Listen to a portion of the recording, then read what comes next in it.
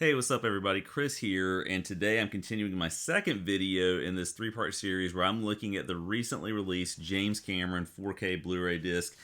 Today we are focused on none other than The Abyss, which is an excellent film, and I talked about this with True Lies, but my goal here is not necessarily to review the movie itself. However, I will say I think this, again, in the same way that this was true with True Lies, this is one of those James Cameron films that I don't know, younger generations, if they've seen it, they can appreciate it. I think, now when people think about James Cameron, they think maybe Titanic, they think Avatar, obviously, and those sorts of things. Maybe, of course, Terminator, but the performances in this are just top notch across the board. It's really kind of a showcase of what happens when you can really effectively marry visual effects and an amazing story and great acting. It's really kind of a genre mashup. It's a science fiction thriller that in some ways verges on horror, but not really. It's not really a horror movie, but it does have some horrific stuff in it, obviously. The whole thing is really about Cold War era politics, the tensions that are sort of running through that time period, but also just sort of a greater awareness of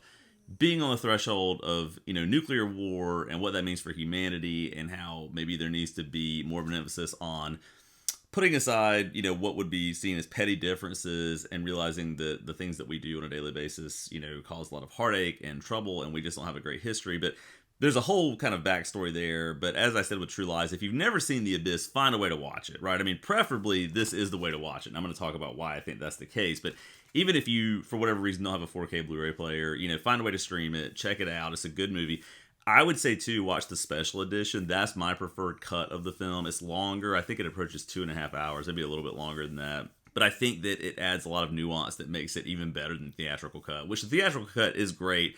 I just think the special edition is better, and probably the one, of course, that James Cameron would have preferred to have been in theaters if he would have had his way with that. But anyway, let's talk about the quality of the disc itself. Now, if you'll remember with True Lies, one of the things I talked about, and a lot of people have discussed this, is sort of the waxy nature of how some of the actors appear because of the DNR, the digital noise reduction, and the AI filtering that was used to try and make it as clear as possible. But then paradoxically, it ended up making people look kind of artificial and plasticky and not great. So I would say that with The Abyss, there are touches of that here and there, but it's not nearly as noticeable as it was in True Lies. And honestly, early on in the movie, when I was kind of keeping an eye out for it, there may have been one or two scenes where I could observe it just a little bit, but it is not nearly as egregious. And on the whole, just kind of holistically, this is a really amazing looking transfer of this film. The colors are very vivid. The movie just pops on the screen. And The Abyss is a movie that's got a lot of purples and blues, and it's a very claustrophobic movie, so a lot of kind of tight camera shots, that sort of stuff. But I think it just looks really crisp and rich, and the detail is very sharp. And I think this is an amazing looking 4K Blu-ray. Now, I've said this in previous videos. I think Dune and maybe Top Gun Maverick are the two best looking discs that I own just visually. This is not quite on that level, but it does look very, very good. And I would say this is the definitive way to watch this movie. If you've got a 4K Blu-ray player, this is one where I would say, yes, go out and pick it up. I like the packaging for this one too. Some people weren't a big fan of sort of the cover art for some of these movies, especially Aliens, which that's going to be the next one that I take a look at.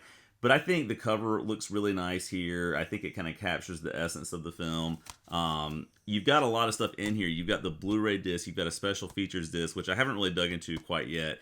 But I finished watching the special edition of this last night at about midnight. I think I started it at 9:30, maybe 9, something like that. I had to pause it a couple of times just because of things going on in the house. But it just looks really nice. And this was a pleasant surprise after what the experience with True Lies was like, which again, that was not a completely unsalvageable movie watching experience, but it was very up and down, very uneven. That's not the case with this. This to me looks amazing, and I'm going to be really curious to see when I look at Aliens if that one's even better, or if it's pretty much just kind of on the same wavelength in terms of level of quality as what we get with this one. So yeah, I would say if you're a fan of the film, get this, right? Because actually, even if you don't have a 4K Blu-ray player, you are getting the standard Blu-ray with this, as well as a digital code.